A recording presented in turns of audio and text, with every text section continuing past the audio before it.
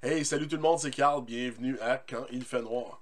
Alors, aujourd'hui, ce qu'on va faire, c'est qu'on va rentrer dans les entrailles de cette bête-là, car j'ai reçu ici un beau paquet directement de l'Angleterre. Alors, ce qui va se passer, c'est que on va ouvrir cette bête-là pour aller faire la modification, enlever les engrenages qui servent à faire donner le mouvement à la monture en ce moment, donner le mouvement à la worm screw. Alors, on va remplacer ça par des courroies pour enlever le backlash qu'il pourrait y avoir dans le système de courroies.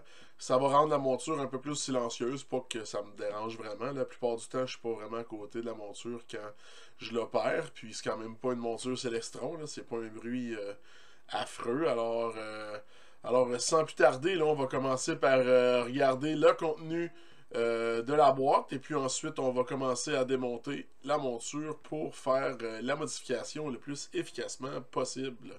Alors, allons-y. Pour les contenus de la boîte, on va l'ouvrir. Donc, première chose qu'on a dans la boîte, ce sont les instructions pour compléter la modification sans anicroche. On a nos deux systèmes ici d'engrenage et de courroie. Ensuite, on a l'adaptateur de moteur avec les petits rouleaux ici. Donc, celui-là, c'est celui de l'angle droit. Donc, je vais simplement l'identifier pour ne pas me tromper quand je l'ai sorti de l'emballage.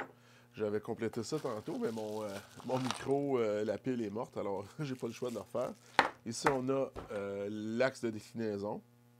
On a aussi un petit tweezer pour nous aider à passer la courroie un peu plus tard. On a une série de petites clés Allen pour nous aider à défaire les différentes vis. Et on a aussi 4 vis qui sont un petit peu plus courtes qui vont nous aider à compléter l'assemblage un petit peu plus tard car les vis originales de Skywatcher sont un petit peu trop longues pour les adaptateurs qui sont fournis avec le kit. Alors voilà ce qui est le contenu de la boîte. Alors on va commencer à démonter la monture. La première chose que je vais vouloir faire avant de commencer à démonter ma monture, ça va être d'avoir deux pots que je vais identifier. Un pour la déclinaison, un pour l'angle droit. Ça, c'est pour les petites vis. Et ensuite, je vais avoir deux boîtes. Donc, une plus grosse que je vais identifier ici, angle droit. Et un autre ici pour la déclinaison. Comme ça, mes gros composants vont être séparés pour l'angle droit et la déclinaison. Ça devrait éviter que je mélange des composants. Ensuite, une autre chose qui va être important, ça va être d'avoir un bon set de clés Allen. Donc moi, j'ai des clés Allen, des Bondas. C'est pas mal les meilleurs que tu peux trouver. Dépendamment d'où tu te trouves. Là. Si vous êtes en Europe, peut-être que c'est pas la meilleure marque. Mais ici en Amérique, c'est pas mal les meilleurs qu'on peut trouver.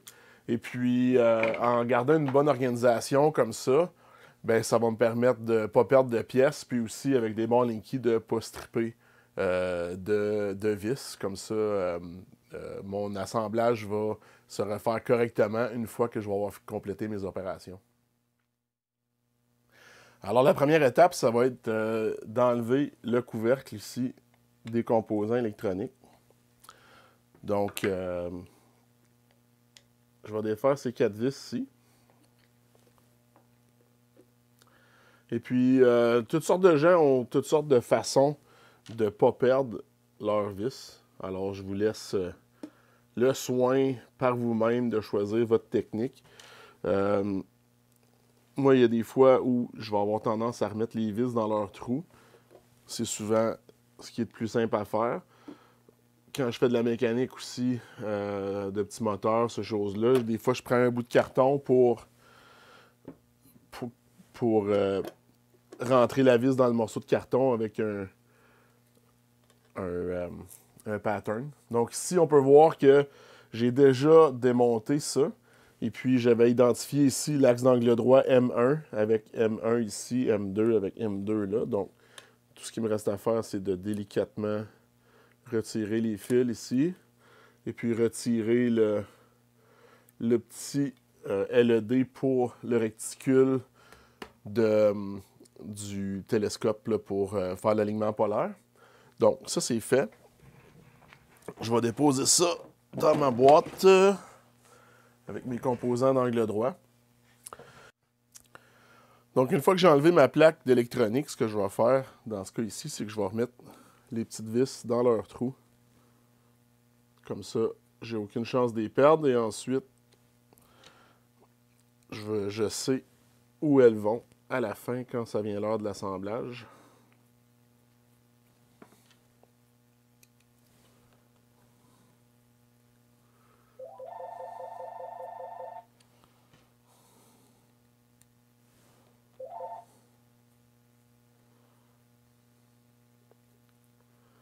Alright.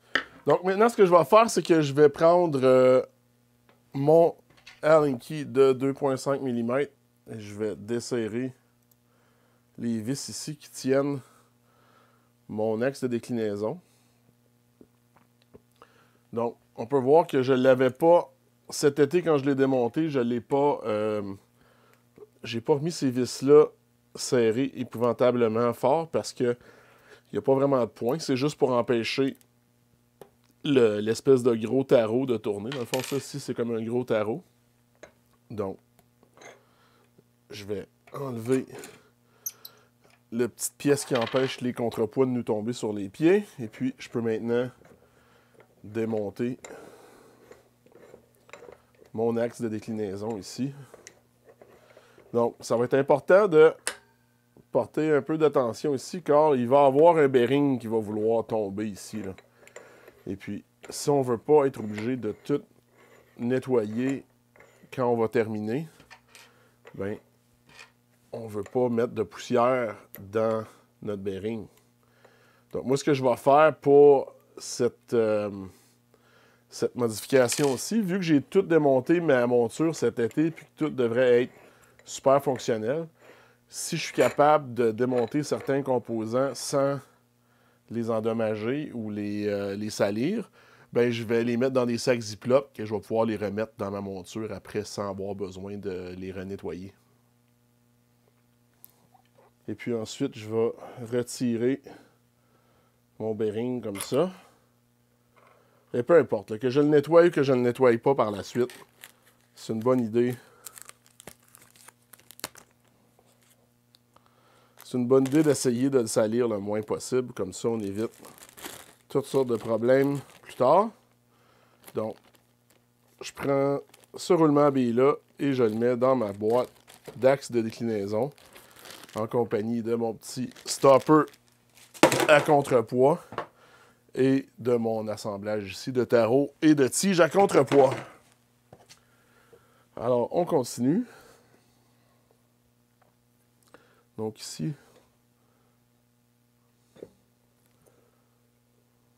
okay.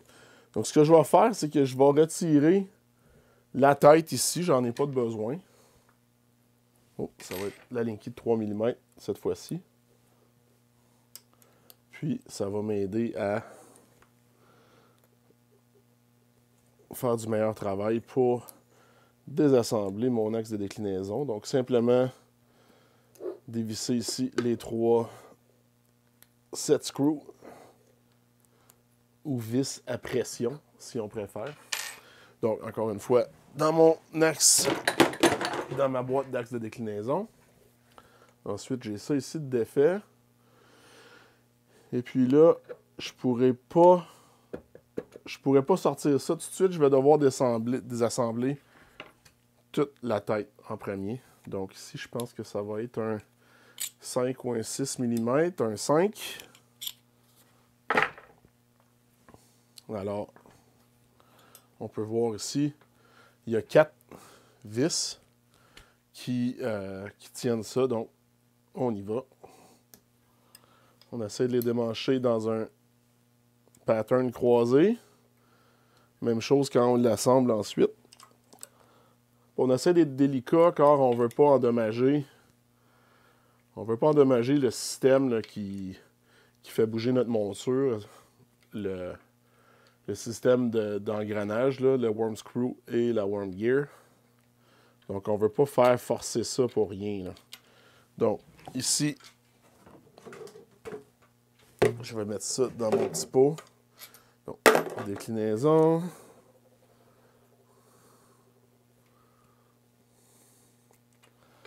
Déclinaison.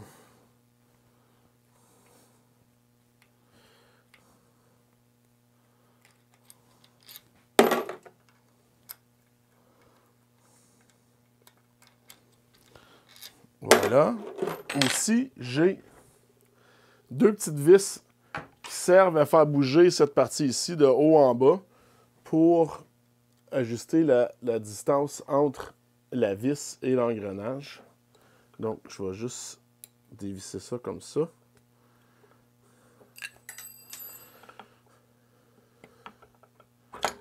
Et puis maintenant, on a notre assemblage ici qui est démonté.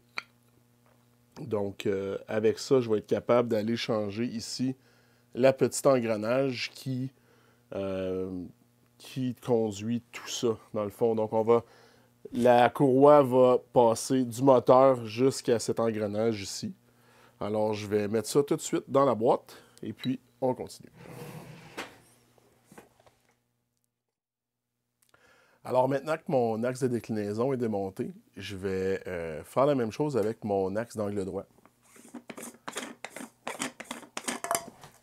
Donc, on enlève le capuchon. Ensuite, on enlève le Finder Scope. Encore une fois, j'ai défait la monture cet été, puis j'ai pas remis mes composants de façon exagérément serrée parce que c'est vraiment pas le fun à remettre après. Et puis, le temps fait assez bien les choses qui vont devenir super jammées par elles-mêmes, donc j'ai pas besoin d'exagérer quand je le mets. Donc, je vais déposer ça délicatement ici. Ensuite, ça devrait être encore un cas de vis là, M2.5 pour ces vis-ci. Oh, je me suis trompé.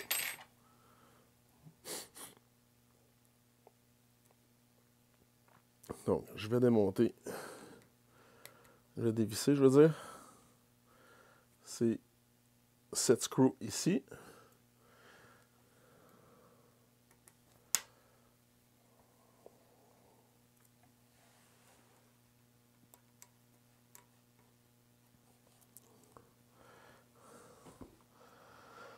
Donc, dans le cas, ici, on a 4 set screws à démonter. Juste m'assurer que le tout est complètement défait. Je pense que je vais défaire tout de suite aussi ma petite poignée ici pour éviter que j'engage mon axe. Alors, je vais enlever ça.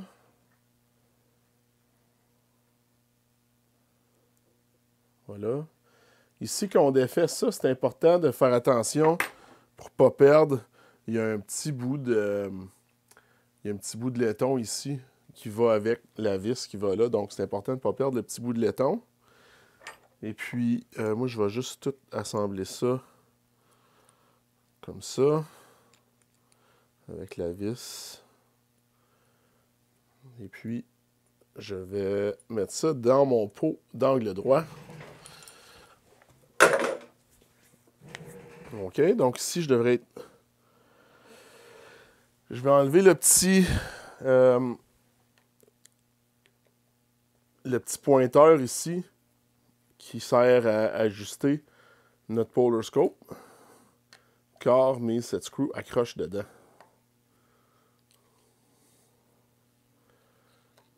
Voilà. Oh, j'ai échappé une vis. Alors voilà, ma vis a été retrouvée. Ça m'a pris juste 2 secondes, mais je préférais mettre ça à pause et puis trouver ma vis parce que j'ai jamais eu de bonnes expériences à perdre des vis puis attendre plus tard pour les retrouver. Donc maintenant, encore une fois, j'ai pas mis ça super serré ici. Donc, je vais être en mesure de dévisser ça facilement. Comme ça. OK, donc ici, je vais avoir encore une fois un taper bearing qui va vouloir s'enlever.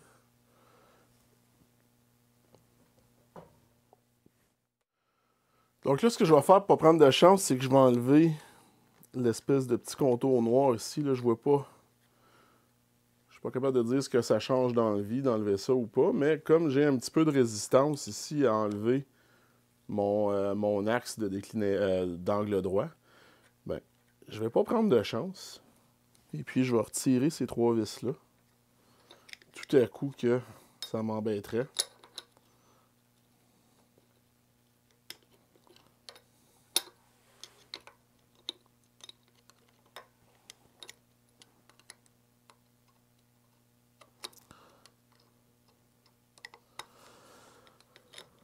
Bon. Je vais mettre ça dans mon pot d'angle droit, encore une fois. Bon, la malédiction de la vis qui tombe à terre encore. Bon,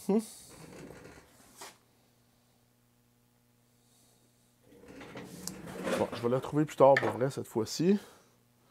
Donc, je vais commencer par enlever mon gros bearing. Ici, comme ça. Je vais le mettre tout de suite dans un sac Ziploc. Faire sûr qu'il n'y ait pas de cochonnerie qui s'incruste dedans.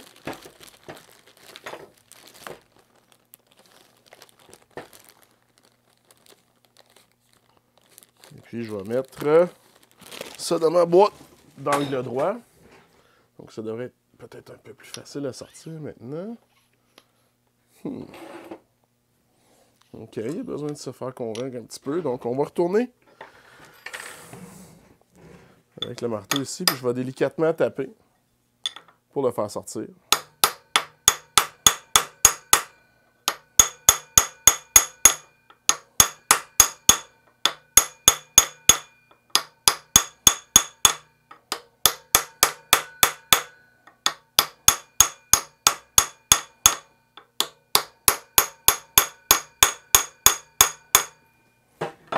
En espérant que ça le convainc un petit peu plus. OK, donc on n'a pas encore eu de succès.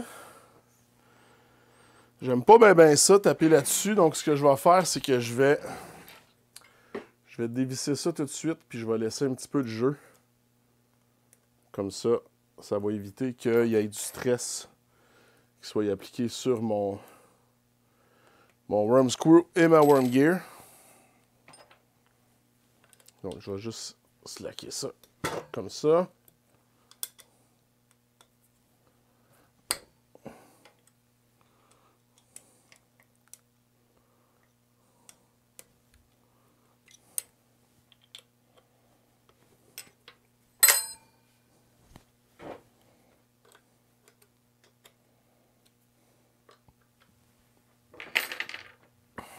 Donc, je continue à frapper.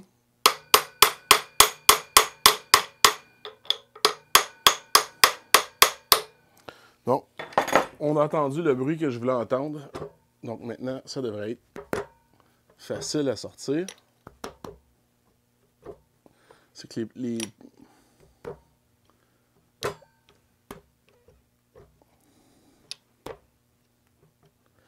le trou est quand même vraiment juste à la taille. Donc, si on part juste un petit peu croche, ça devient difficile à sortir. Donc, et voilà, on a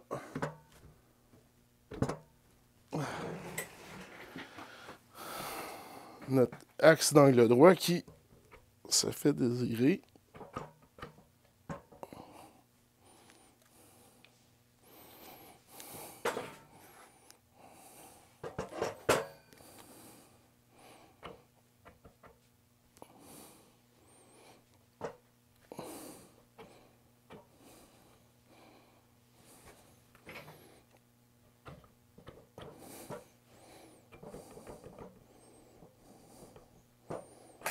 Voilà.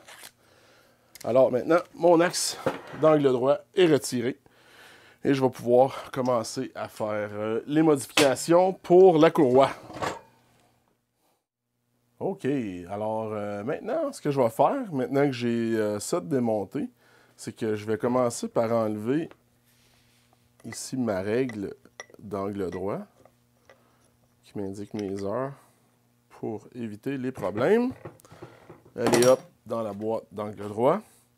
Ensuite, j'ai des petits spacers ici.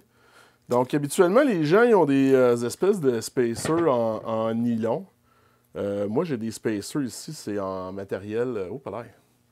Les gens, d'habitude, ils ont des spacers en nylon. Moi, j'ai des spacers en acétate transparente parce que c'est le matériel que j'avais accès au travail. Et puis, dans le fond, j'ai coupé ça avec le laser et puis ça m'a permis de faire d'autres spacers parce que les miens étaient complètement démolis. Ensuite, on va finir de démonter ça.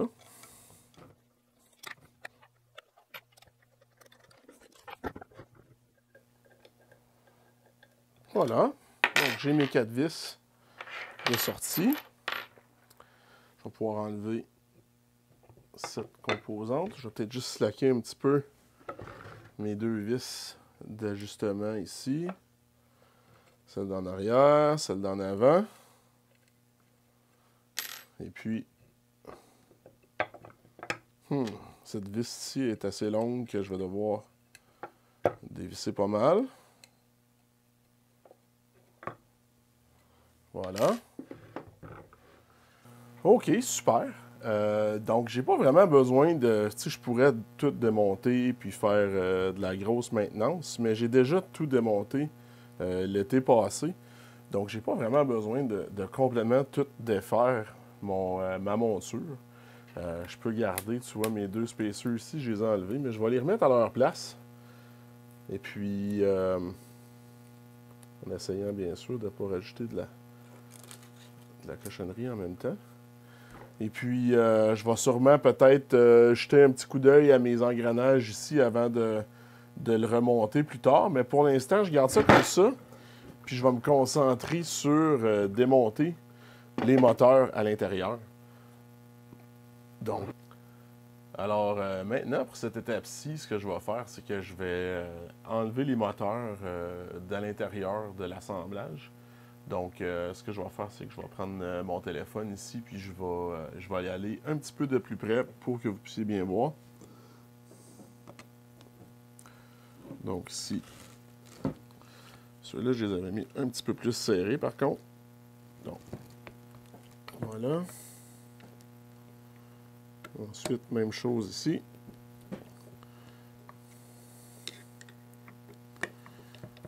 Une fois qu'ils sont tous desserrés, ça devrait être un petit peu plus facile à faire. Donc, voilà.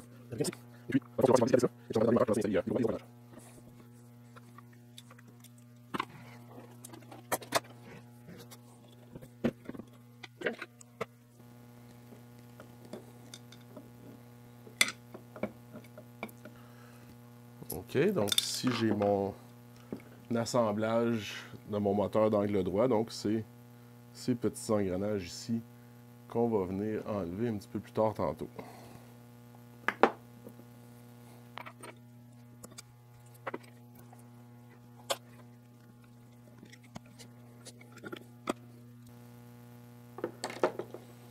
Et voilà pour le moteur de la déclinaison. Donc, encore une fois, le même genre de petit moteur, ici, comme ça.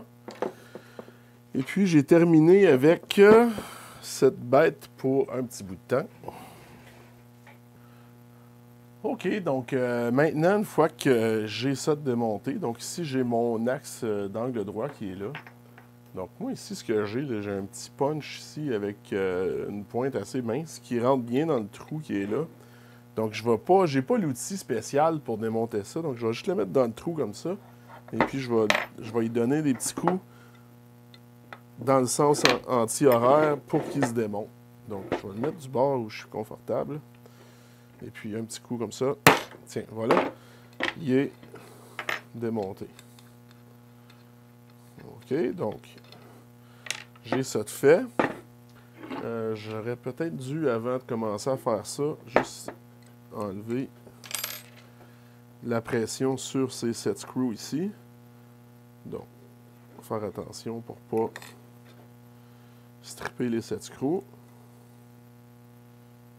Donc, tout semble sous contrôle ici. OK. Donc, ça, c'est bien. Ensuite, je me suis fait un outil au travail. Je ne sais pas s'il va être bon. Hey, il est bon. Tu vois, j'avais pas beaucoup de pression ici sur mon... C'est le même outil, dans le fond, qu'ils vendent avec Rowan. C'est juste que moi, je me l'ai fait au travail. Et puis, je suis capable d'enlever l'espèce de petit boulon qui tient le bearing en place ici.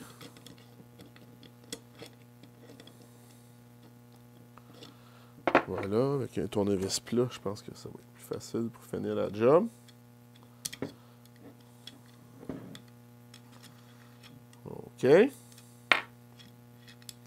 Donc, j'ai ce petit composant-là d'enlever. Et puis maintenant, je suis capable de...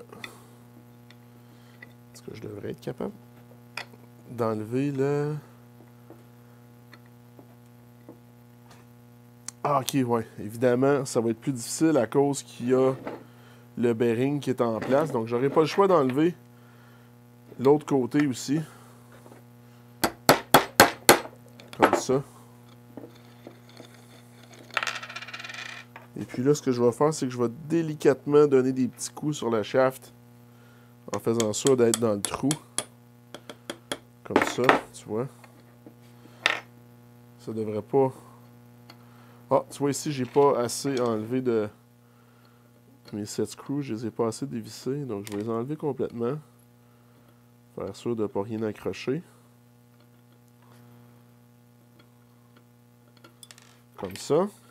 Et puis là, je devrais être en mesure de démonter mon axe complètement ici. OK, donc maintenant, j'ai plus besoin de cet engrenage-ci. Donc, avant d'aller plus loin, avant de remonter ça, ce que je vais faire, c'est que je vais tout enlever la graisse qui est ici. Je vais tout nettoyer mon axe bien correctement. Et puis, je vais nettoyer aussi l'intérieur de mon casing. Puis, une fois que je vais avoir fait ça, je vais pouvoir le remettre ensemble avec des composants qui sont tous beaux, tous propres. Alors maintenant, ce que j'ai fait, c'est que j'ai assemblé l'assemblage qui contient la worm screw pour m'assurer que mes engrenages étaient pour bien rentrer. Donc, ce que j'ai fait, c'est que je me suis assuré que tous mes côtés ici étaient bien flush, bien égal au bord, bien alignés. Et ensuite, je me suis placé un petit peu. Je vais essayer de trouver l'angle. Il n'y en aura peut-être pas. Mais on peut pas le voir super bien ici, là. Mais dans le fond, juste ici, OK, j'ai ma belt qui sort. Ce que j'ai fait, c'est que j'ai pris mon petit miroir ici comme ça, puis je me suis assuré que mon engrenage ne frottait pas nulle part. Alors, maintenant que je suis satisfait de la position de mon engrenage, là, je vais enlever ça, puis je vais finir le montage pour que cette partie-là soit terminée. Puis ensuite, je vais faire la même chose pour mon axe de déclinaison.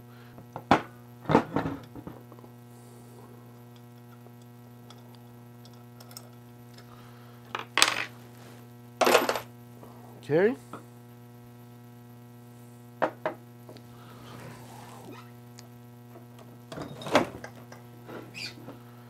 Donc, je suis satisfait de ma position. Je vais rajouter un petit peu de tension sur mes 7 screws. Un petit peu ici, comme ça. Un petit peu ici, comme ça. Bien sûr, en prenant bien soin de ne pas stripper nos Allen-Key. Je ne sais pas comment j'ai fait mon compte, mais j'ai réussi à mettre un petit peu de graisse ici, donc je vais essayer de l'enlever. Tu veux vraiment éviter à tout prix de mettre de la graisse sur tes... Ah, je sais comment, c'est quand j'ai testé mon assemblage. Il y avait un petit peu de graisse encore dans le trou. Donc, ma courroie est en place, mon bearing est à la bonne tension. Ici, j'ai pas mal le mouvement que je recherche avec ma vis. Donc, je peux remettre le petit cap ici.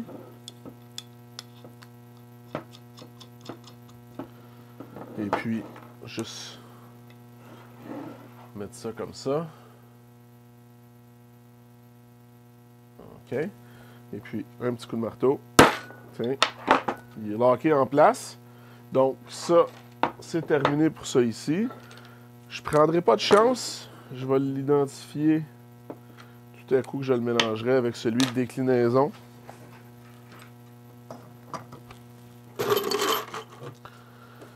Donc, maintenant, pour mon axe de déclinaison, je vais juste enlever ça. Je vais enlever ma petite poignée ici pour être capable d'avoir un meilleur accès.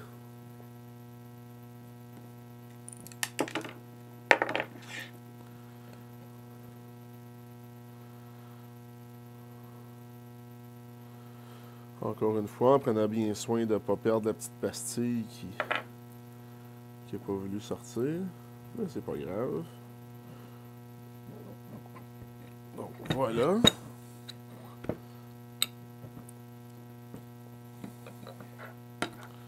Pourquoi ça sort pas?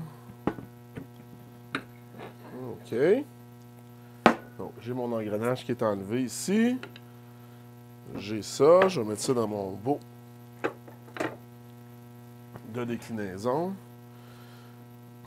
Garder mon engrenage ici. Et puis maintenant, ben, c'est la même chose que tantôt. Donc, oups. Donc, je vais commencer par enlever le petit cap ici. Comme ça.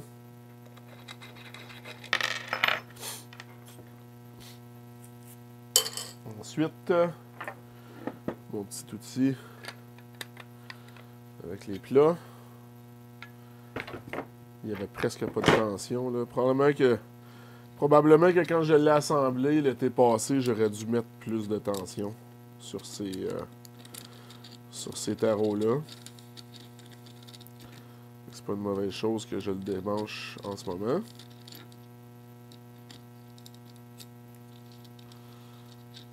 OK. Ensuite, un peu comme tantôt, j'aurais pas le choix d'ouvrir ce côté-là simplement pour pouvoir pousser sur le shaft après. Comme ça.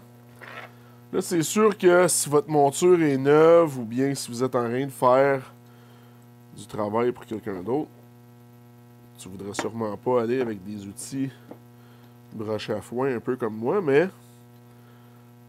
moi, mes trous, il y avait déjà 100.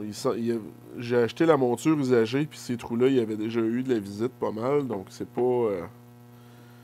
C'était pas un problème pour moi, là.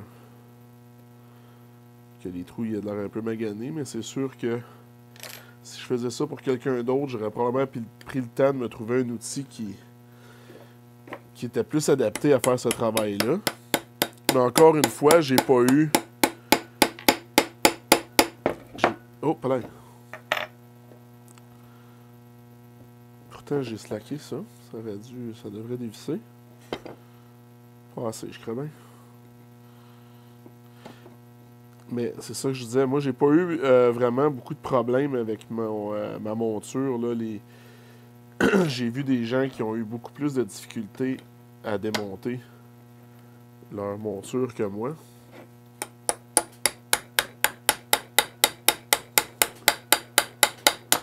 Et voilà, donc ma worm screw est sortie. Mon engrenage est sorti aussi. Donc j'ai mes deux engrenages ici dont je n'aurai plus besoin. Oh, j'ai un bearing ici qui voulait sortir.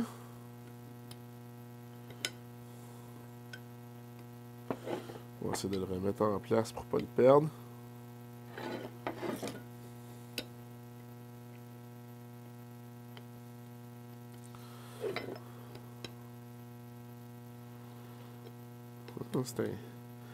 C'est un coquin, ça. On va essayer de le rentrer par l'autre bord, voir.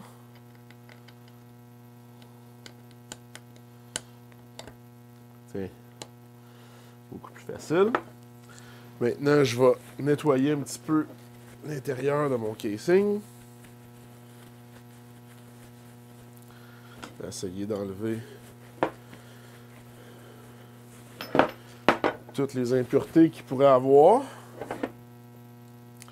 Ensuite, je vais essayer d'aller enlever un petit peu de graisse qu'il y a dans le fond ici. Parce que dans le temps qu'il y avait des engrenages avec de la graisse, ça revolait un petit peu. Mais là, on veut vraiment pas qu'il y ait aucune graisse qui s'accumule. On va avoir aucune graisse qui s'accumule sur la courroie. Donc, j'essaie de faire le meilleur effort possible pour tout enlever les composants.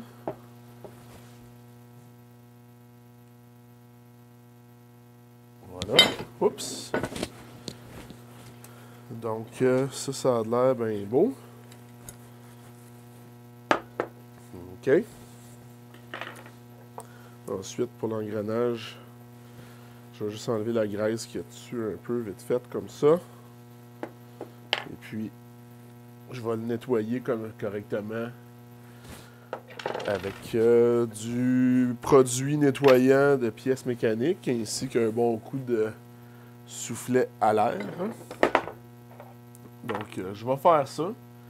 Puis, une fois que j'ai terminé ça, bien, on va pouvoir réassembler notre côté déclinaison ici, puis continuer de l'avant avec notre assemblage. Alright. Donc, maintenant, ce que je vais faire, c'est que je vais changer ma plate de moteur. Donc, ici, avec mon Allen de 2,5 mm, je vais enlever mes 3 vis qui sont là.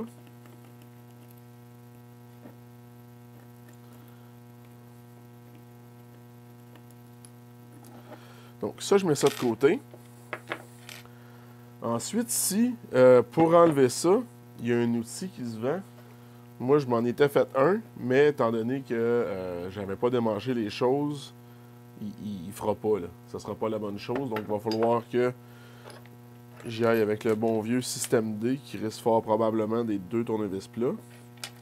Mais encore là, ça, c'est ici, on a un problème. Parce que souvent, avec des stepper motors comme ça, ça devrait s'enlever pas mal. Regarde, c'est ça. Pas besoin de puller. OK. Donc, ça, c'est fait. Ensuite, je vais pouvoir mettre mon engrenage ici. Je ne vais pas le mettre trop serré pour tout de suite. Parce que je veux m'assurer qu'il soit à la bonne position. Donc, je vais simplement le faire glisser sur l'arbre ici, puis je vais attendre avant de le serrer plus. Maintenant, j'ai besoin d'enlever ça.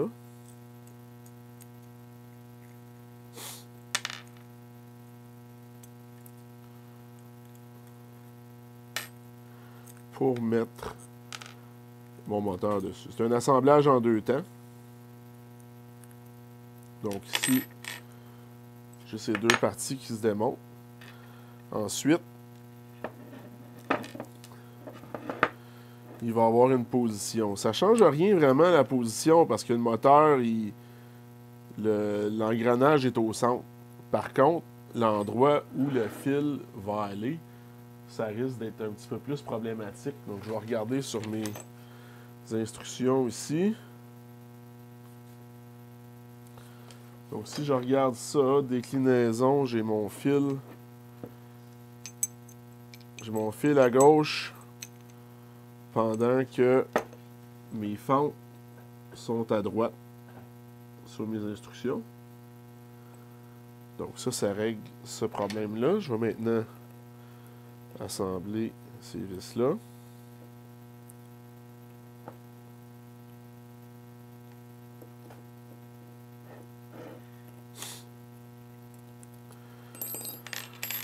OK, donc j'ai mes vis ici.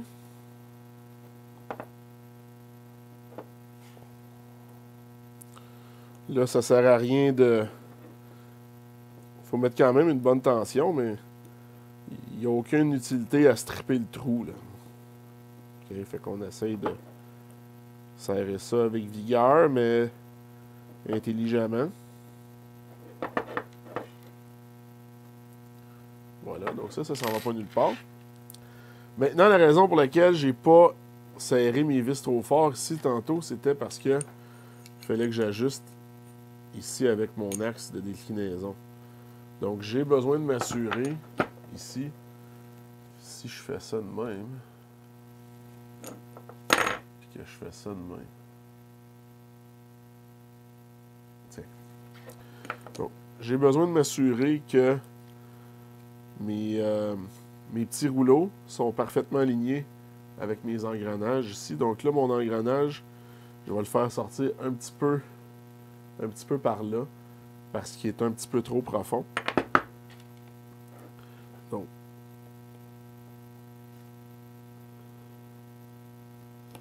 juste comme ça. On va regarder ce que ça dit. Ça ressemble... Bon, là, il faut noter qu'il y a quand même pas mal de jeu dans ça.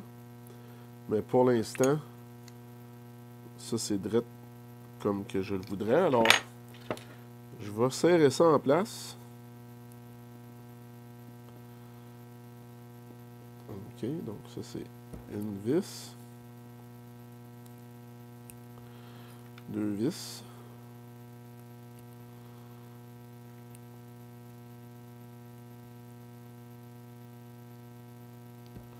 Voilà.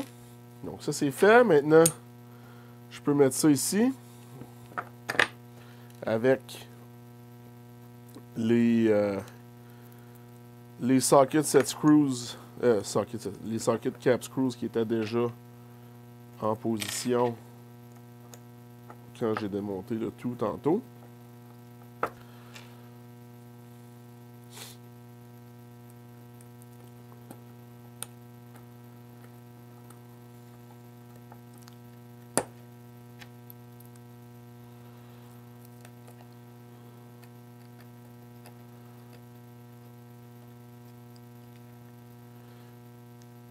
Et voilà. Donc, ici, j'ai mon ajustement. OK? Puis, je vais garder ça le plus proche possible de mes deux rouleaux pour me permettre que ce soit facile à assembler tantôt. Puis que je puisse mettre une tension sur ma courroie un peu plus tard. Alright. Donc, ça, c'est ça qui est ça pour l'axe de déclinaison. Je vais sûrement enlever ces deux vis ici, simplement pour mettre un petit peu de lubrifiant, une petite goutte de rien du tout. Donc, je pourrais en démonter un. Donc là, j'ai pas tout à fait la clé qu'il me faut. J'ai l'impression que c'est des vis standards au lieu d'être des vis métriques. Pas quelque chose qui me surprendrait beaucoup pour quelque chose qui est fait en Angleterre.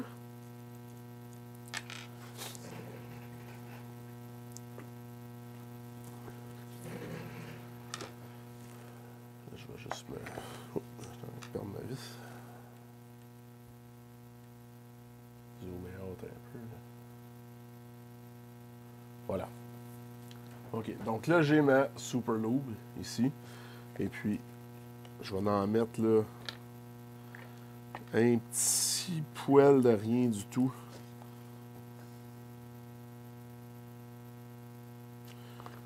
Juste un petit film ici. On peut voir qu'ils ont fait un petit épaulement ici. Là. Je ne pourrais jamais vous le montrer à la caméra, mais il y a un petit épaulement ici qui fait maintenant partie. Dans certaines vidéos que j'avais vues, il n'y avait pas ça. Donc j'ai mis une petite goutte aussi sur mon goujon. Comme ça. Mais tu vois, donc je savais pas qu'il y avait le petit rebord ici, là. Donc, vraiment, maintenant que je sais ça, je pense pas que je vais le faire pour l'autre. Parce que ces poulies-là sont quand même en nylon. Et puis, c'est pas un problème d'habitude, là. C'est pas C'est un plastique qui fonctionne super bien avec la friction. Donc, s'ils n'ont pas pris du nylon, ils vont avoir pris du UHMW ou quelque autre plastique anti-friction. Donc, j'ai pas vraiment besoin de m'inquiéter à savoir si c'est lubrifié ou non. Mais il y a déjà eu des modèles où ici, il y aurait eu besoin d'avoir quelque chose. Puis là, ben, c'est un problème qui a été réglé. Alors c'est ça qui est ça. Donc, pour ce qui est de l'axe d'angle droit, je ne vais pas me casser la tête à le filmer. Ça va être la même chose que celui-ci.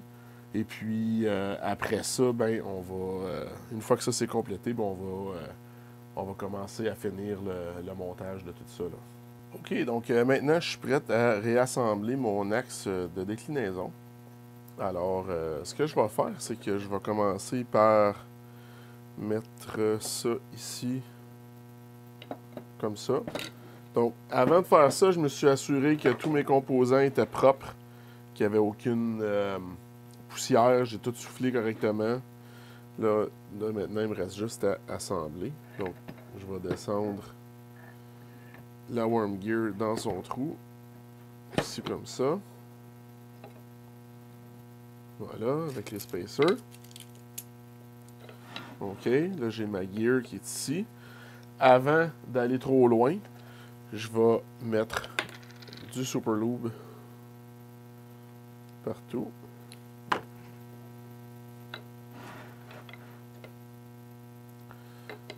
OK, donc j'aurais peut-être dû faire ça avant de le descendre.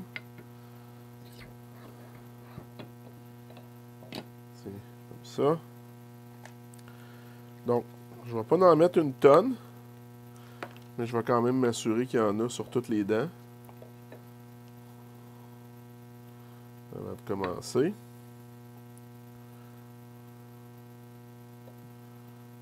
Comme ça.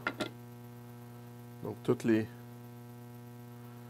l'engrenage est bien rempli de lubrifiant.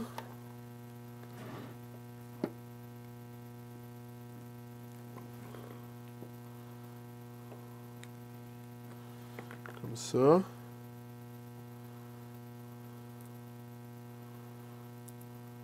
Donc ça, c'est beau. J'ai essayé de ne pas en mettre sur la portée en dessous. Donc ça marche bien.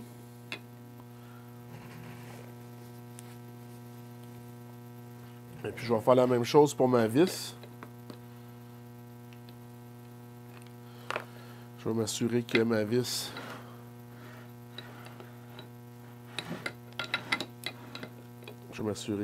est bien remplie de graisse partout. Trop, c'est comme pas assez, mais il faut quand même qu'il y en aille, là, tu sais.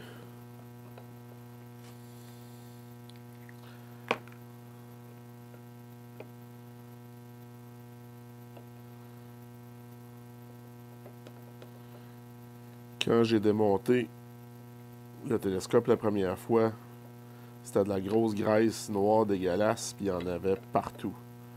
Donc là, ici, là, j'ai peut-être mis 25% de ce qu'il y avait comme graisse quand j'ai démonté la monture pour la première fois.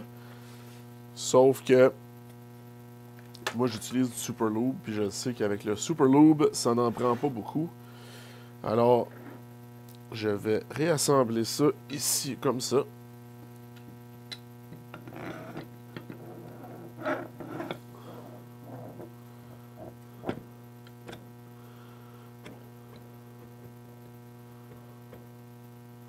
OK, donc ça c'est bien. C'est bien aligné dans le trou. Et puis je vais reprendre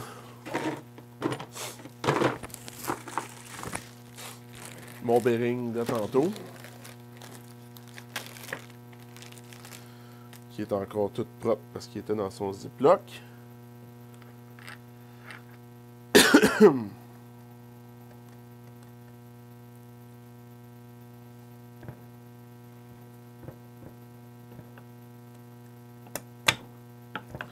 OK, ça c'est bien.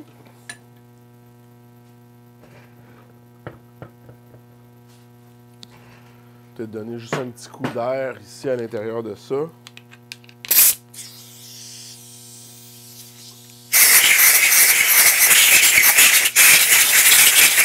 OK, donc ça c'est bien propre. Je vais pouvoir rentrer ça ici.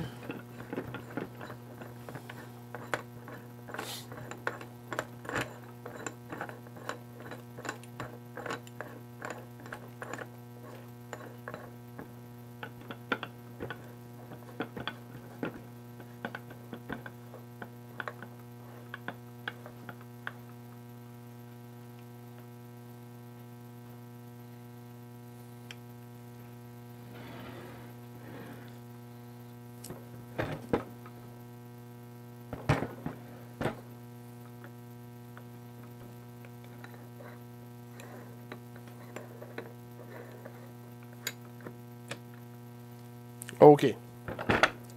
Donc, quand j'ai mis mon axe tantôt, j'ai pas fait attention de bien rentrer la courroie dans son trou ici. Donc, c'est un problème.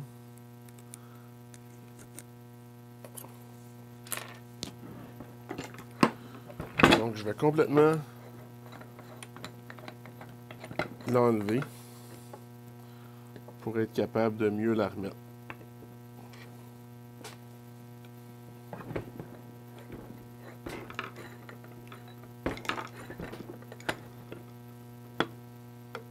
OK.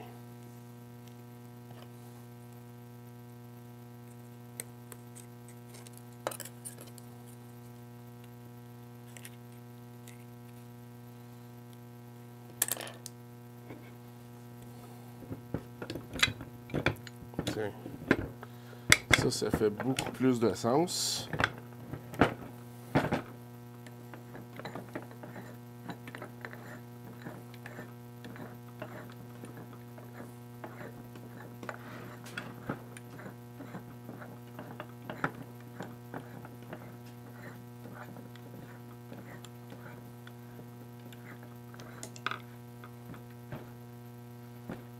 OK.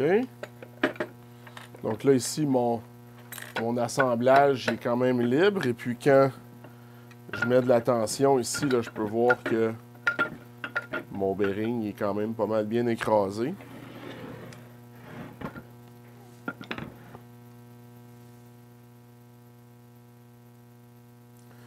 OK. Donc, ce que je fais, c'est que je le fais tourner jusqu'à temps que je sois satisfait. C'est comme là, en ce moment. Là, je vais juste remettre les vis ici, que ça arrête de bouger. Fait que voilà mes vis de déclinaison qui sont là.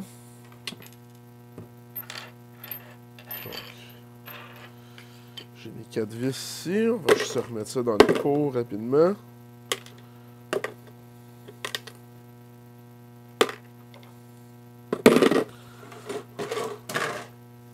OK.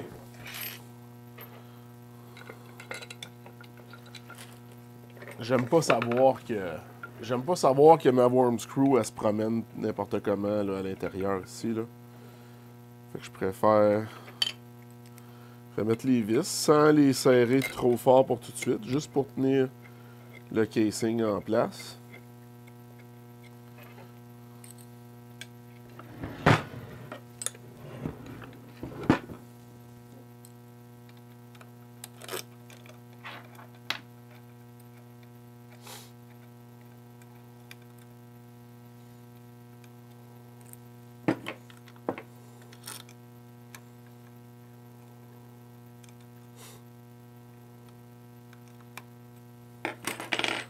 OK.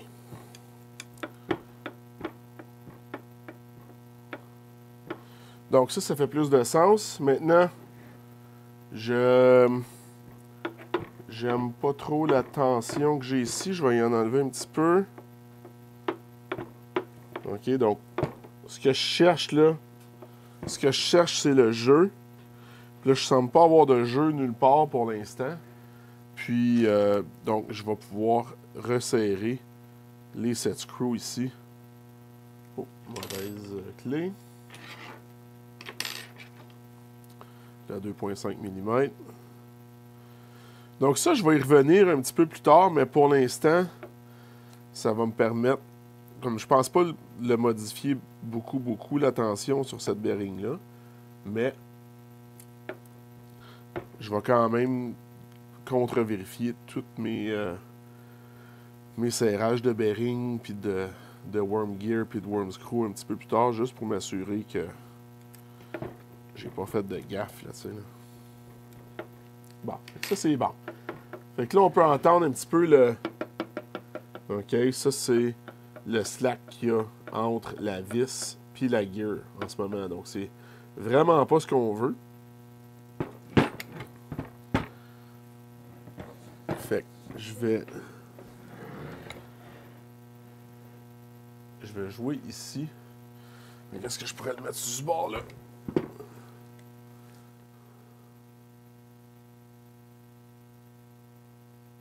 OK. Donc, ici, ce que je vais faire, c'est que je vais utiliser ma vis ici, mon petit Allen screw, pour venir faire bouger tout mon assemblage ici par là pour que la vis vienne, la vis sans fin puisse venir se coller contre mon engrenage. Donc ici, on peut entendre le bruit. Puis plus que je vais têter, moins qu'on va le sentir. Puis là, pour bien sentir mon backlash puis mon ajustement, je vais remettre la barrure ici pour être capable de serrer. Pour être capable de serrer correctement l'embrayage et puis m'assurer là, que ma fit est bonne. Donc, on met le petit disque dans le fond. Si ça y tente. Ensuite, on met la vis. OK. Donc, on tête ça en place. Et puis, on peut remettre après la dernière petite vis.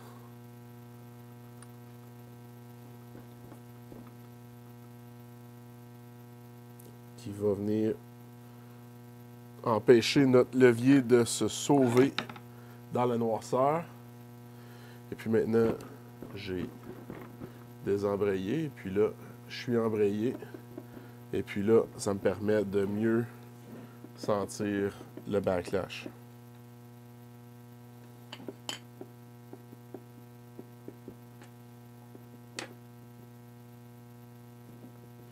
Donc là, j'ai pratiquement plus de backlash en ce moment.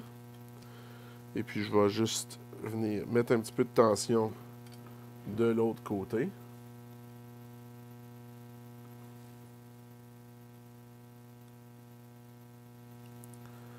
Comme ça. Puis là, j'en ai encore un petit peu. OK, mais ça, je vais l'ajuster plus tard. Pour l'instant, là, moi, tout ce que je veux, c'est être proche pour être capable de finaliser l'assemblage de mes moteurs. Puis là, vu que je suis proche, je vais juste le serrer encore une fois, juste à la main, comme ça ici, pour que ça se tienne un peu mieux, simplement comme ça. Et puis, je vais pouvoir me concentrer sur mettre les moteurs. Donc, la raison pour laquelle j'ai fait ça tout de suite, c'était pour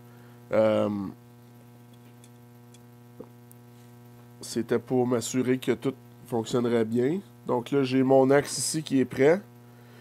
Je vais pouvoir mettre mon deuxième axe ici. Et puis ensuite, on va pouvoir ajouter les moteurs puis remettre toute la patente ensemble.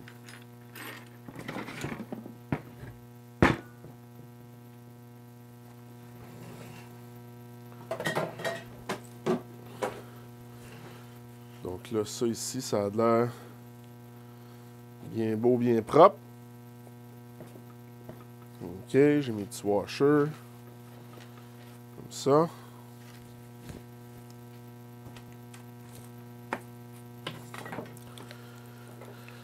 Donner un petit coup de gun à l'air, m'assurer qu'il n'y a pas d'impureté nulle part.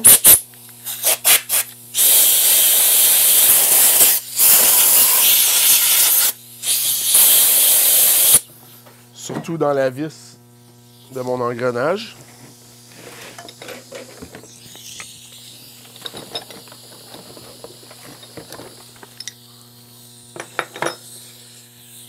Même chose ici. Je donne un petit coup de... Un petit coup de gun à l'air là, faire sûr que tout est beau.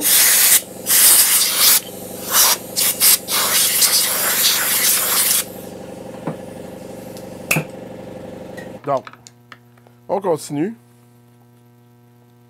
On y va avec le Super Lube.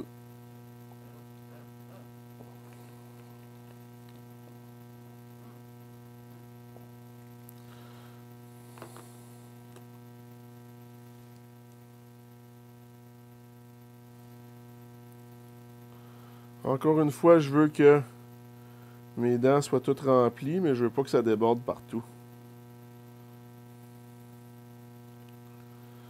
J'en ai pas tout à fait assez mis.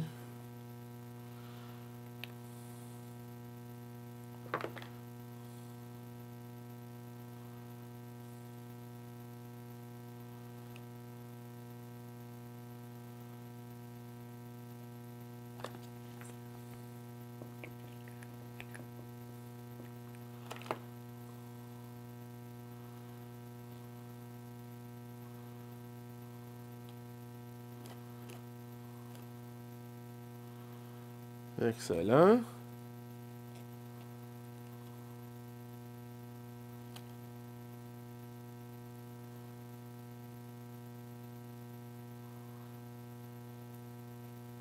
Donc, ça c'est fait. Maintenant, je vais prendre ma guenille, que je ne sais plus où j'ai mis. Voilà. Pour m'assurer qu'il n'y en a pas ailleurs que sur les dents.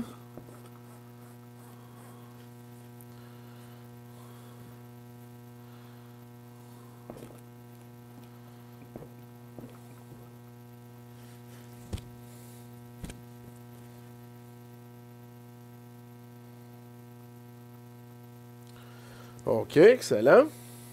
Ensuite, je vais remettre ça ici, comme ça. Donc, cette fois ici,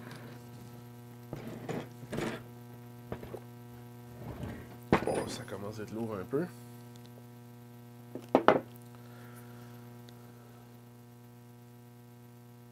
Donc, cette fois-ci, je vais m'assurer que ma courroie est bien rentrée dans le trou avant d'aller trop loin. Donc, je vais prendre mes petits tweezers.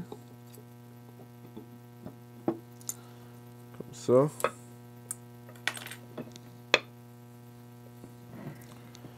OK, donc ça, c'est bon.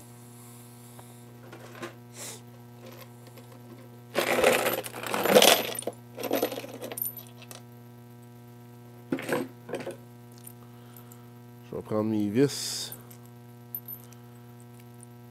qui tiennent mon assemblage ensemble ici comme ça.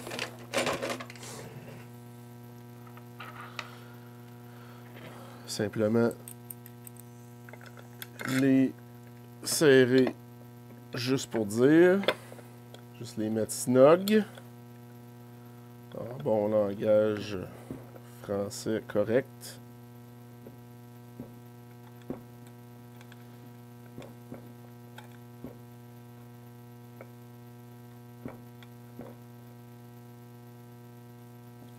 OK.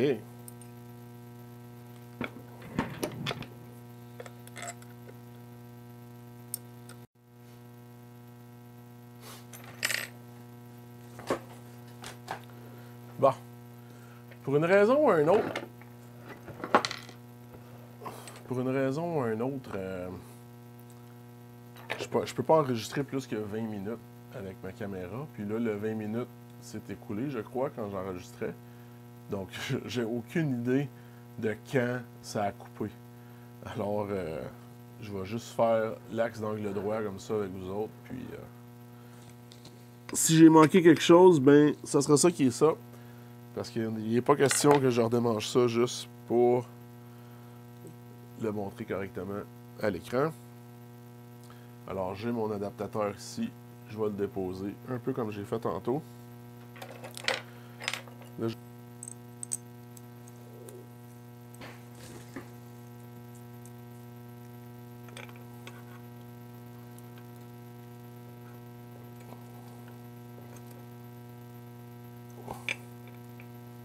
bon. J'ai perdu le sac, mais la vis et les washers sont à la bonne place.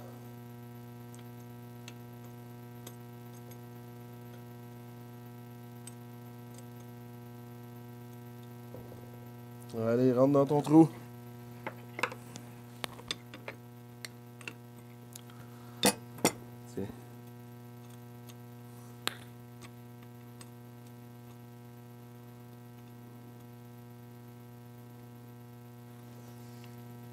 OK. Ouh là là, c'est laborieux.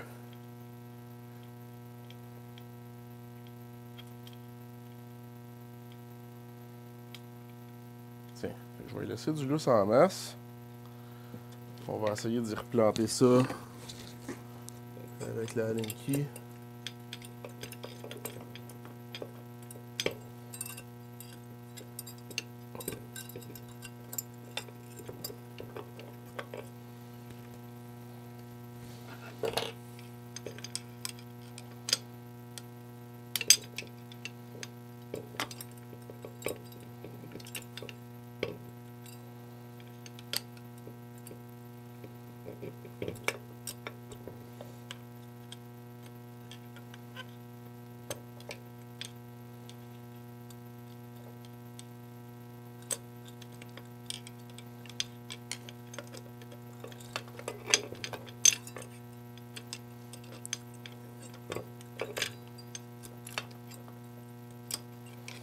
Là, la courroie est accrochée dans la petite poulie. C'est ça qui m'embête depuis tout à l'heure.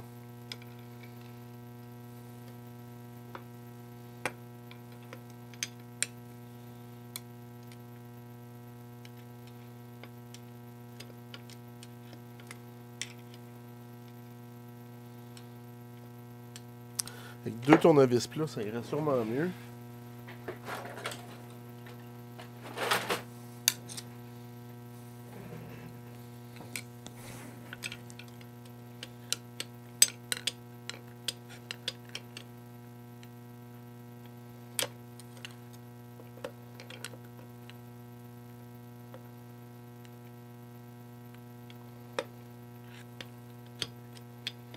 Oh, voilà! Oh! On l'a!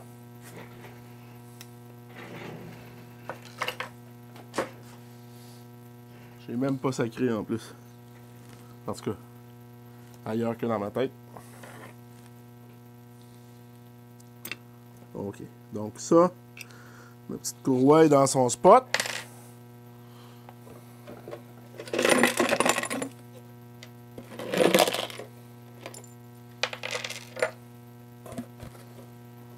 Vider le restant de ma quincaillerie. J'ai mon washer ici.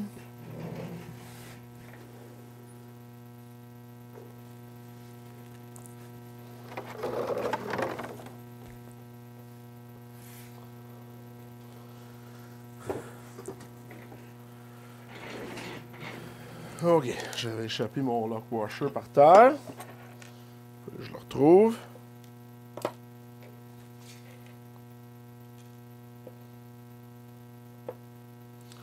Donc, je vais dropper mes petits washers là.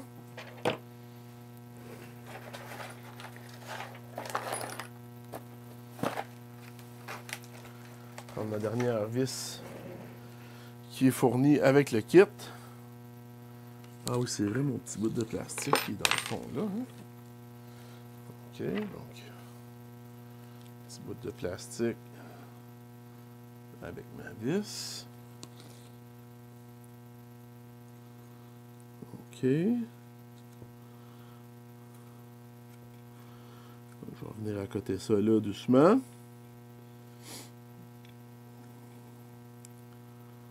Bon. OK. Donc là, ça c'est bon.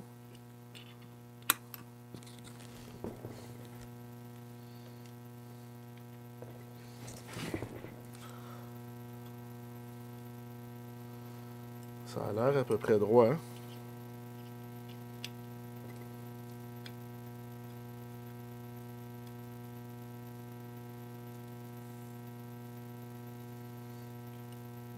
Je vais tâter ça là pour tout de suite.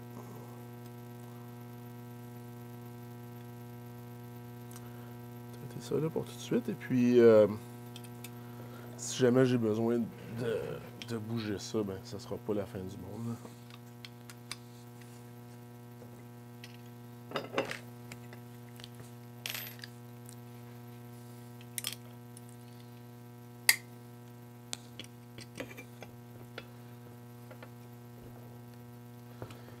OK, une vis.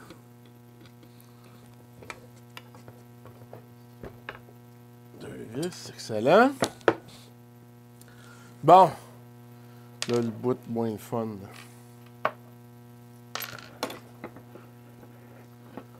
Le bout moins le fun, ça va être de rentrer mon moteur pour qu'il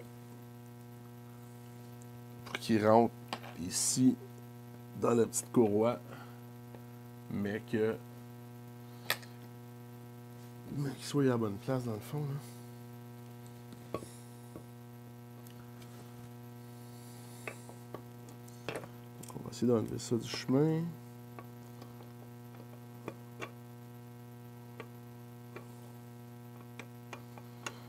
Écoute, il semble être engagé. J'ai-tu une manière de vérifier ça? Mon petit miroir, il voit-tu en dessous, là? On va aller chercher ça. On va aller voir ça.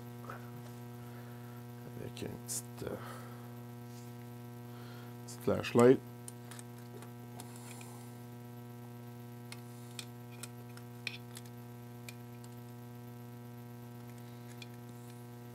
On peut voir que la courroie est bel et bien sur la poulie. Alors, je vais me satisfaire de ça. Je vais mettre les vis. Et puis, on va pouvoir faire l'autre après. Là. Bon, ça va être encore le party. De remettre les washers avec les vis sans que les vis tombent. Si je peux juste réussir à garder la tension sur une vis, sur la courroie avec une vis, après ça, il n'y en aura pas de problème.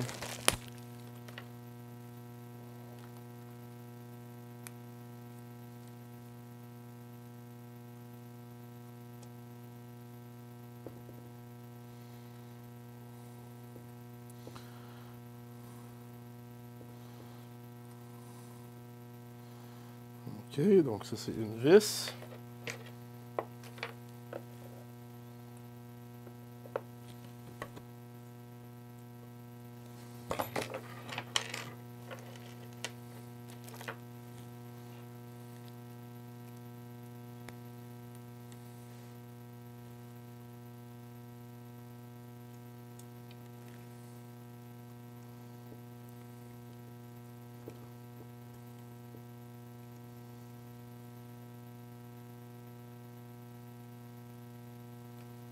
OK. Donc là, j'ai deux vis de fait.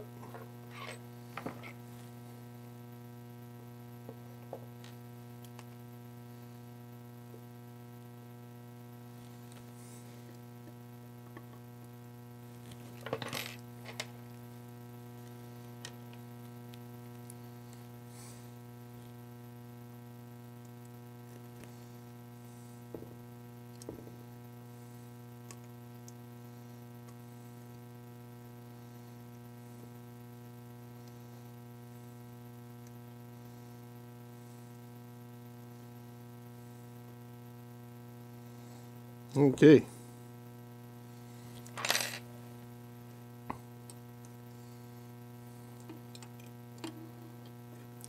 son petit bout de plastique. Ensuite, ce que je vais faire, là, c'est que je vais rentrer mon gros tournevis là. Je vais m'en servir pour ajouter de la tension sur ma courroie. Puis je vais juste serrer ça délicatement pour tout de suite. Voilà, comme ça. Et puis là, je devrais avoir une belle tension sur ma courroie. Puis tout est assemblé, tout est à sa place. C'est merveilleux. La vie est belle. Maintenant, l'angle droit. Donc l'angle droit, ce que je vais faire, c'est que je vais juste tirer sur la belt un peu comme ça. Faire sûr qu'il est au fond. OK. Ensuite, mon moteur est ici.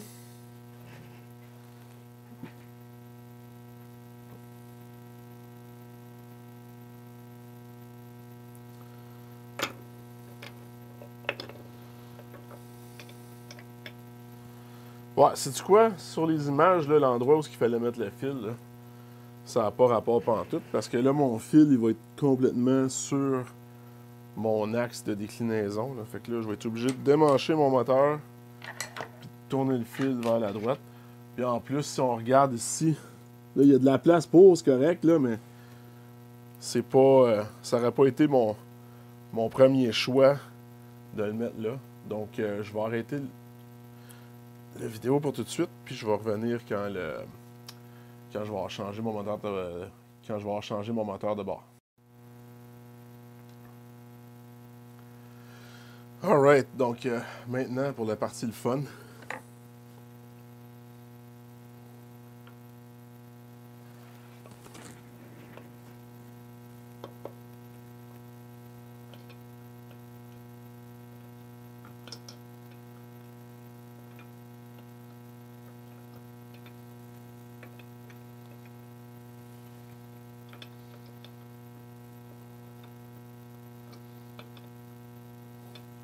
Ah, non.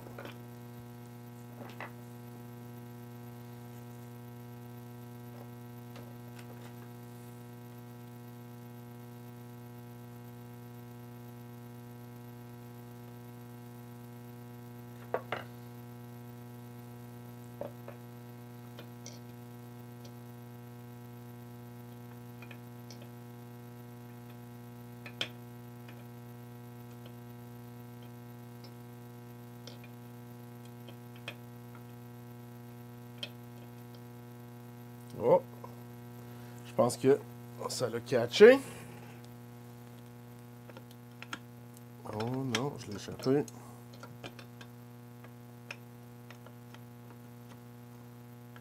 Ok, on dirait que ça ressemble plus à quelque chose, ça.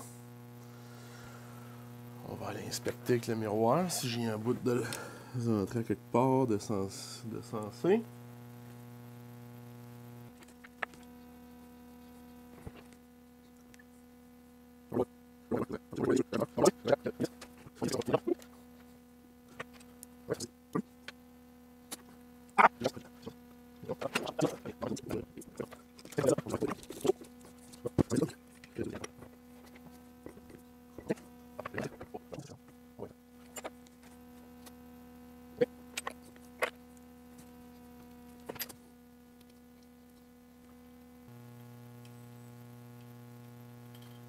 OK. Bon, j'ai mes 3 vis sont là. Fait que là, encore une fois, je vais prendre mon gros tournevis. Je vais venir mettre une petite tension ici. Pas trop grande, mais quand même. Comme ça, donc.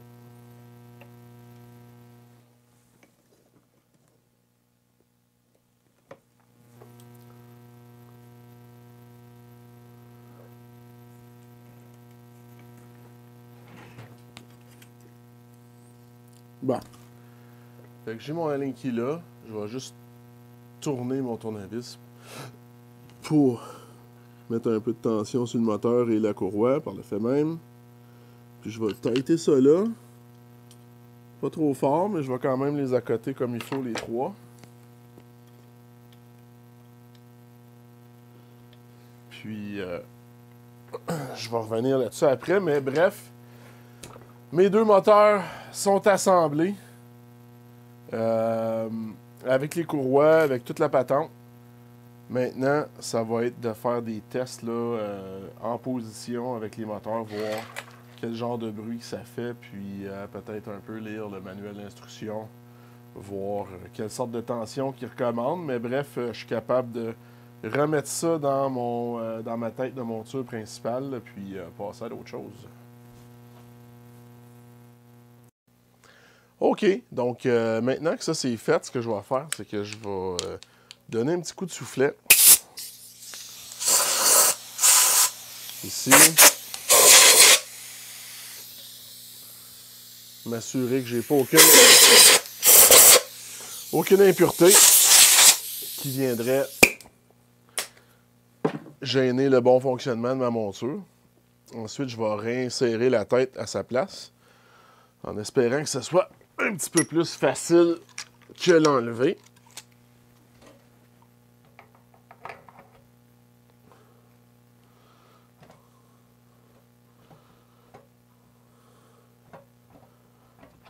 OK.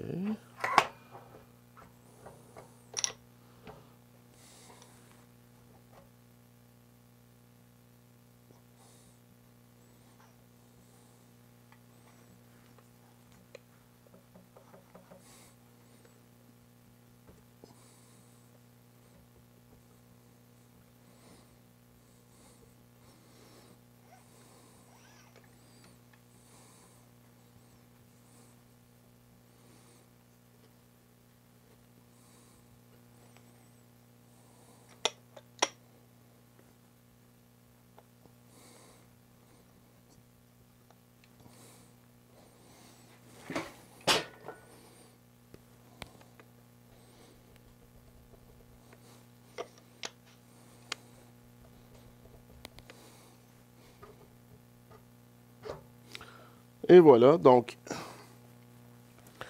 ma portée est au fond.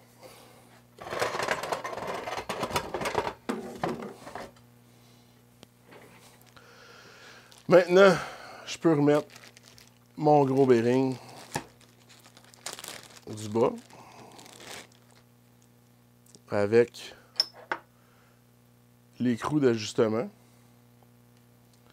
Donc, l'écrou d'ajustement, là, je vais juste donner un petit coup de gun à l'air à ça aussi.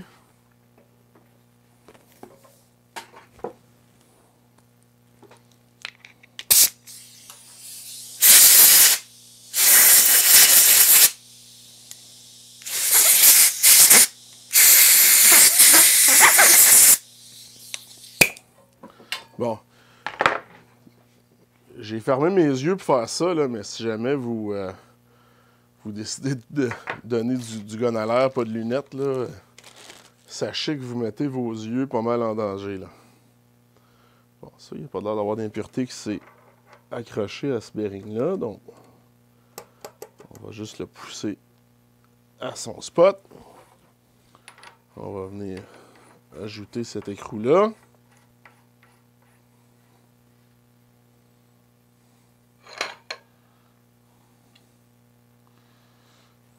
Bon. OK.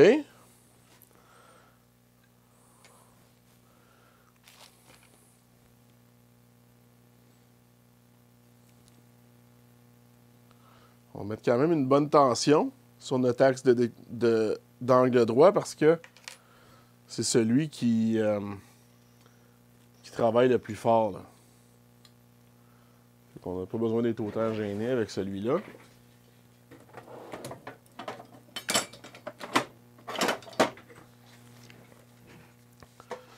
Donc, je vais venir ici avec ma courroie en caoutchouc. Je pense qu'en bon français, ils appellent ça un ratchet strap. Et puis, je vais juste venir essayer de barrer ça le plus que je peux. Ça n'a pas l'air à marcher bien fort.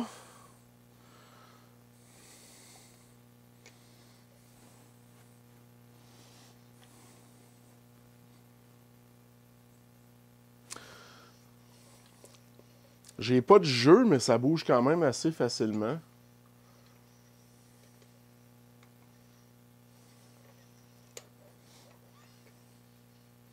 Non, je l'aime comme ça. Je vais le barrer en place comme ça. Hein.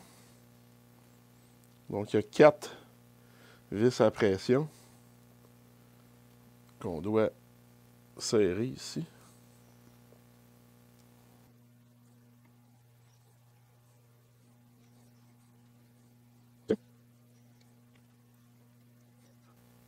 Encore une fois, ça c'est juste pour que l'espèce de gros écrou ne se dévisse pas. Alors, ça sert à rien de serrer ça en débile mental.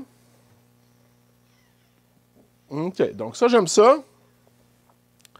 Ensuite, on va remettre notre espèce d'adaptateur ici. Qui, lui, en retour, sert à tenir notre pointeur pour notre Polar Scope.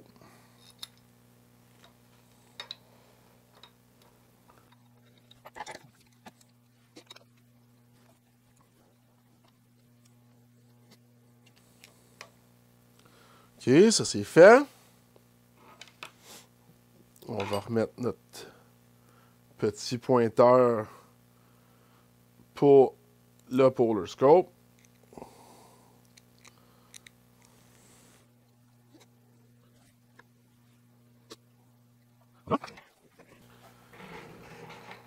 Je vais remettre le Polar Scope à sa place. Encore une fois, tiens.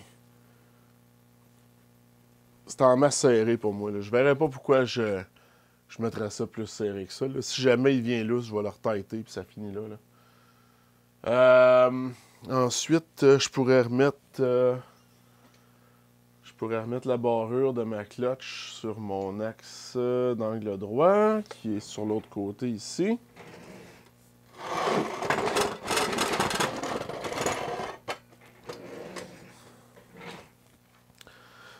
Avec le petit... N'oubliez pas de mettre le petit bouton en premier. Ensuite,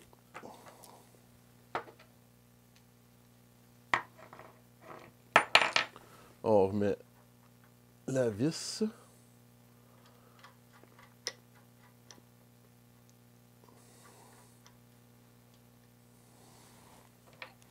Le levier.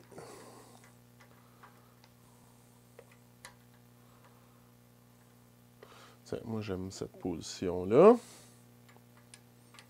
C'est vrai? Non, j'aime mieux ça comme ça.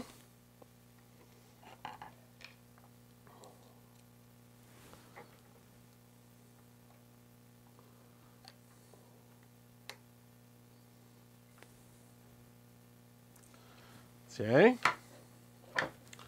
Donc là, mes deux axes. Oups. Mes deux axes s'engagent et se désengagent. Donc là, on peut voir, j'ai quand même un bon backlash et en angle droit et en déclinaison. Mais c'est ce que je voulais. C'est ce que je voulais parce que là, maintenant que je suis tout bien installé solidement, je suis en bien meilleure posture de vérifier si mes choses sont bien serrées. Mais OK, donc là, je suis maintenant prêt à ajuster le backlash sur mon axe d'angle droit. Donc, on peut voir ici, j'ai quand même pas mal de jeu. J'ai toutes mes vis qui tiennent mon assemblage de worm screw qui sont à côté. Puis là, dans le fond, je veux que ma vis s'en aille par là. Donc, je vais têter la vis à pression qui est ici. Jusqu'à temps que je sois satisfait. Donc là, j'ai mis un peu de tension dessus. Ça n'a pas vraiment bougé. Je vais maintenant enlever de la tension ici. Ça n'a pas vraiment rien fait.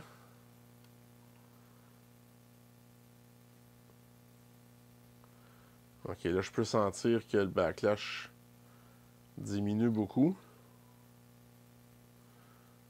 J'en ai gardé seulement qu'un peu parce que je le sais que mon engrenage n'est pas parfait. Donc, l'endroit où l'engrenage est plus tight sur la vis, c'est pas mieux si c'est trop tight dessus parce que là, mon guidage va être vraiment affreux à ce moment-là. Là. Donc, je vais remettre un petit peu de tension sur cette vis-ci aussi. Faire sûr qu'il reste vraiment bien à sa place. On a juste un beau petit backlash, là, rien d'épouvantable. Puis là, ben, je vais serrer mes vis ici comme ça.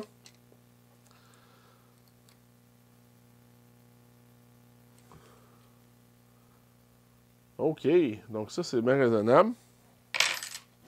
Maintenant, la déclinaison. Oups. Donc maintenant, la déclinaison.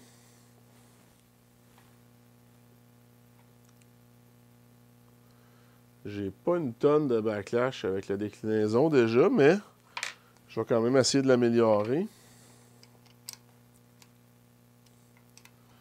Donc ici aussi, mes vis sont simplement à côté pour que je puisse avoir une facilité à l'ajuster.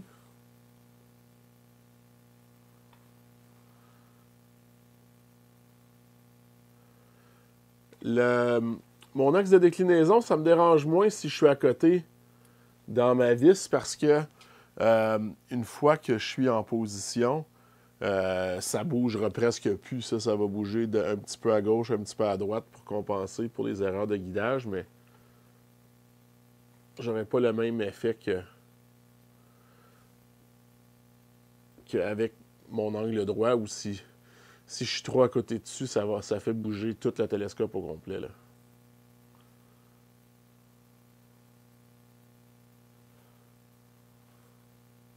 Tiens, ça, c'est parfait, ça, ici.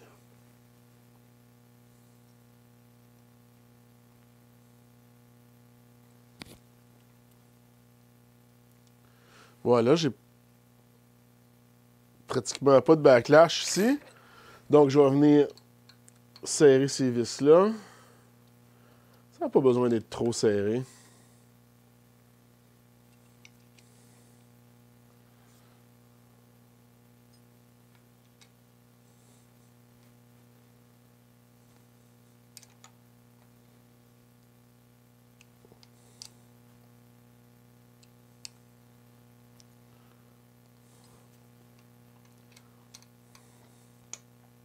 Tiens.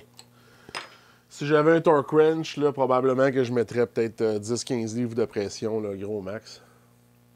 En livre-pied. En Newton, j'ai aucune idée. Qu'est-ce que ça fait? Bon, donc là, ce que je vais faire, c'est que je vais mettre mes deux engrenages, mes deux embrayages, sur le même côté. Comme ça, tout est à la bonne place, tout est au même endroit. Oh, ici, je pense que ma vis pourrait bénéficier d'un petit coup de tournevis.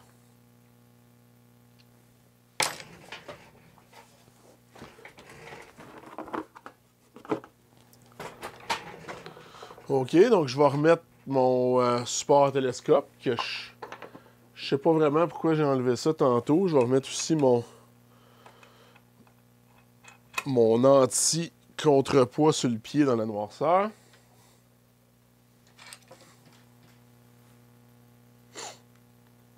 OK. Oups.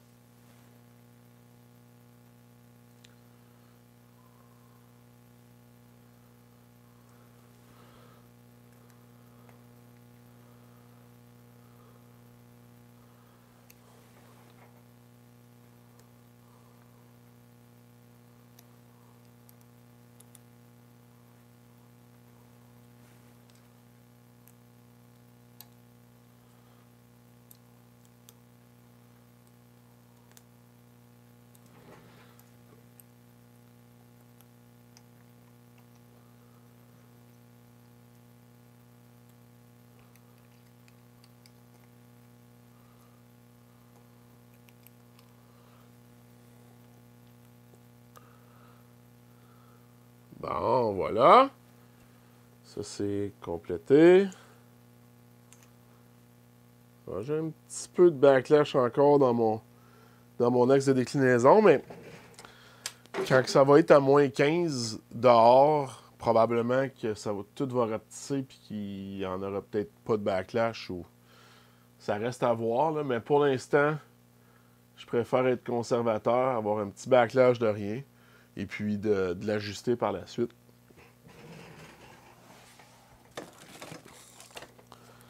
Donc maintenant, les dernières étapes, ben, je vais remettre mon capuchon protecteur de Polar Scope ici. Et puis, je vais enlever les vis que j'avais laissées là tantôt pour pas les perdre.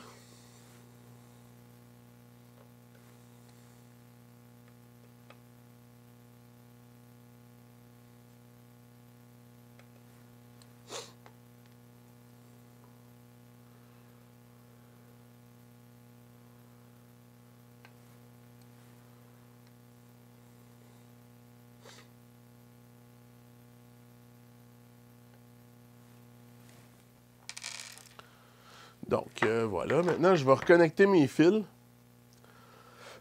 Donc, j'ai mon angle droit qui est ici. Donc, M1. Drette là.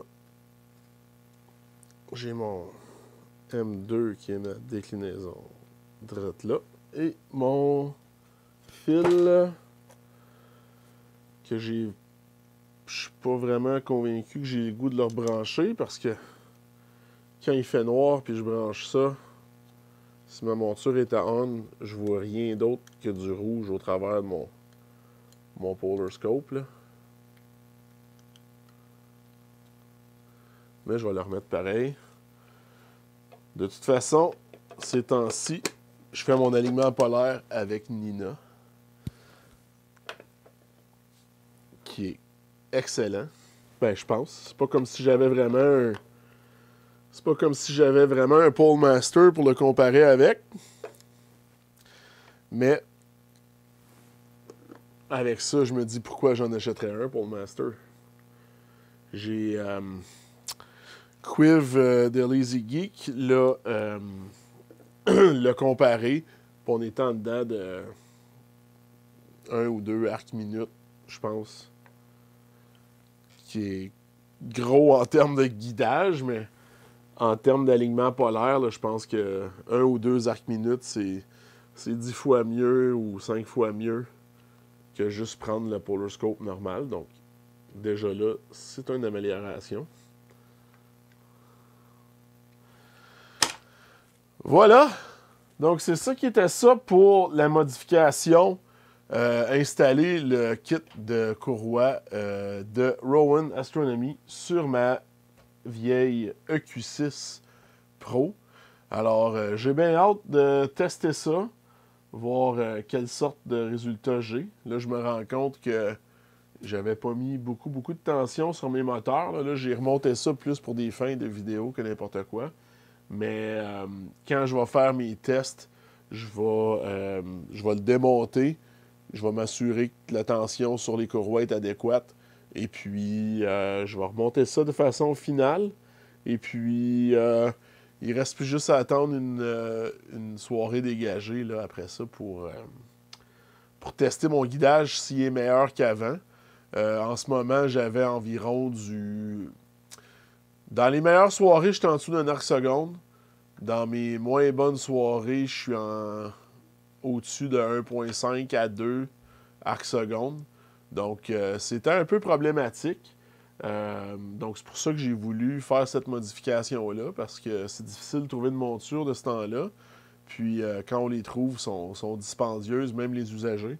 Alors, je me suis dit, on va faire l'upgrade sur cette monture-là, on va voir ce que ça va donner. Et puis, sinon, un jour, peut-être que la pandémie va finir, puis on va pouvoir trouver du matériel à des prix raisonnables et surtout disponibles.